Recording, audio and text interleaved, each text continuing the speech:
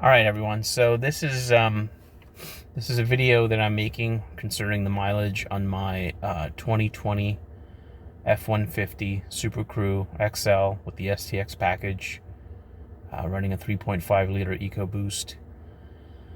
Mileage is currently at 1194.9. I've had the truck for a little over a month. I bought it with 18.1 miles on the odometer. As you can see, it's telling me it's currently about 40 miles to empty, and this is my first full tank. My first full tank since I refilled about 400 miles in.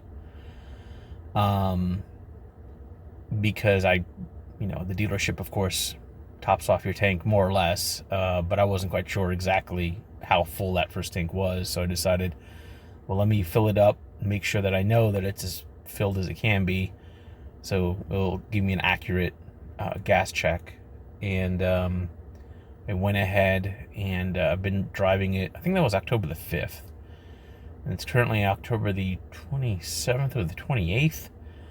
And so, I mean, it's got me better part of 3.5 weeks, a little over 3 weeks of driving.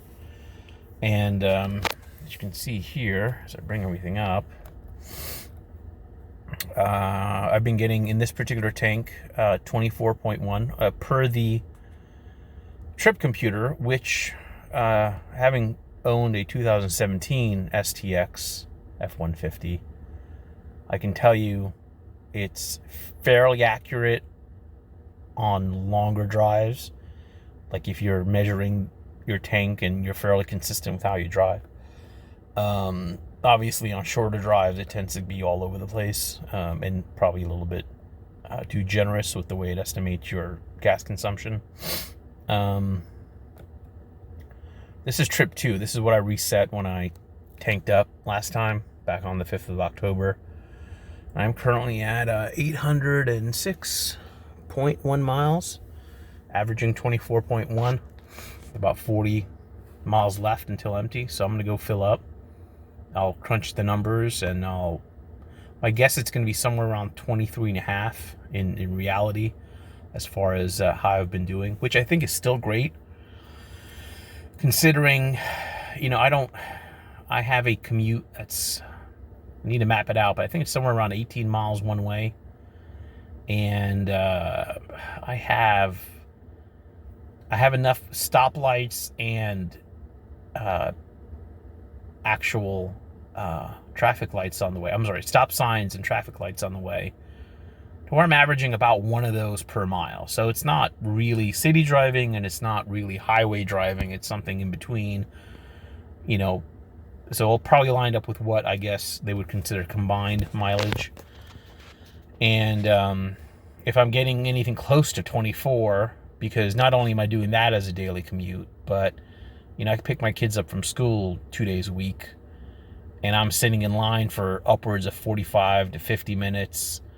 Oftentimes it might be late October now, but even today it was 91 degrees as I'm sitting in line. So yeah, the windows are up and the AC's on, and I'm just burning fuel for 45 minutes as I wait to get into the kids' school to pick them up. So for as much idling as I've done,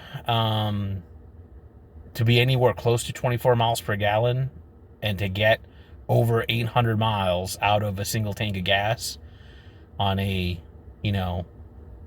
on what is Ford's, I guess, most powerful production engine for the F-150, prior to the new Powerboost coming out, and prior to the newest iteration of the 3.5 liter Ecoboost that's going to be on the 2021s. I gotta say, it's damn impressive. Ford is claiming 700 miles per gallon with the new Powerboost, and here I am. Granted, I do have the extended gas tank, and I'm getting over 800 miles out of a trip, farting around town and commuting here and there. And there have been a lot of small trips here in this mileage, which I know has hurt. I think if I was more disciplined and I kept the small trips to a minimum, and I wasn't sitting in line at my kids' school 2 days out of the week burning gas, waiting to pick them up, I would be probably closer to 25 miles per gallon. It's been really It's very impressive in how the vehicle gets up to speed, and if you know how to kind of feather the throttle and how to be gentle with it, it maintains that mileage gauge at over 30 mpg on those, you know, long stretches of 45, 55, 60 mile an hour road. I have been using the eco mode for purposes of the gas check, and I can't say I'm a huge fan of the eco mode. It does some really weird things with how it downshifts the transmission at times, and it basically all but shuts off the turbos for anything other than like an emergency stomp on the throttle, and that obviously is not what you want, you know, what you purchased a truck like this for. But again, this is just a mileage check. I want to see how it does with mileage. I'm going to do a couple of gas tanks worth of kind of conservative driving, see how it does. And at some point, I'm sure I'll get real bored driving around in eco mode, trying to, you know, keep to the speed limit, and I'll start stomping on the pedal, and the mileage is going to change. But for right now, you know, I'm pretty happy with what it's been returning. I'm going to do probably 2 more, maybe 3 more long, you know, full tanks like this with my daily commute, and kind of see how it holds up. I don't really have any immediate plans to do a lot of hauling or towing, so it shouldn't really be affected. This is, again, just essentially light duty, getting to work, picking up the kids, you know, coming home, running errands around town, running errands during lunch, that kind of thing. So there's really not a whole lot of actual, you know, truck requirements or truck activity going on. It's fairly just, it's commuting and light duty. So right now it's, I'm going to go gas up. I'll let you guys know how the actual numbers crunched, but I'm guessing it's going to be somewhere around 23.5 when I do the numbers, maybe a little less, which is, again, still very good. And then I'm going to set myself up to hopefully do a little bit better with the next tank. I'm going to try to see if I can get to 25. I mean, it's possible, but I got to be a little bit better, more disciplined than I have been. And we'll see what we can do. But again, prior to the newest generation of the 3.5, this is essentially the last version of this iteration of the 3.5 liter EcoBoost before the 2021s come out. And for a engine that powerful to be able to get 24 miles per gallon consistently and just light duty, like commuting activity, that's damn good. It really is. I can only imagine what the Powerboost will be able to do, you know, with the all that extra kind of battery power and being able to go into essentially a full hybrid mode. You know, it's I think slated for 24, and well, I mean, if I'm getting roughly 20% better than what the combined rating is for this truck, I mean, hypothetically, could it knock out 28 miles per gallon? Could it do 29 for a truck that's also capable of towing 5 tons? So I don't know. Be a good question to ask, and hopefully I can get my hands on one at one point and see what it can do. But anyway, I'm gonna go tank up. We'll give you the final rundown on the numbers, and that will be the end of the first video. And then stay tuned. We'll do some more, and we'll also probably do some step-by-step improvements. For example, about 2/3 of the way through this tank of gas, when I had about 250, maybe 300 miles left, I installed a real basic tonneau cover that I bought off of Amazon for like $159. Nothing great, nothing fancy. In fact, I'm not terribly happy with the fit and finish, but for what it does the job well. And I definitely saw, even though I was about, 500 miles into a tank, and generally when you're 500 miles into a trip, that MPG, if you're fairly consistent, doesn't tend to go up and down too much. But I did notice that it was actually climbing a little faster, the average, after the tonneau cover was installed. So I'm kind of curious to see how, with the tonneau cover on for the full tank, how much better it's going to be. And then my plan is, as I go through a tank, I'm going to kind of make one more modification that may or may not yield better results as far as the MPG. What does a K&N cold air intake do? What does But we'll see. We'll see what other modifications we make that may or may not affect mileage. I don't plan on putting any 33s anytime soon. But we'll see. And again, if I can knock out 3 tanks worth, where I'm averaging somewhere between 23 and 25 consistently, I think that will also put to rest any notion of whether Ford's lying about their MPG ratings, and just kind of let's.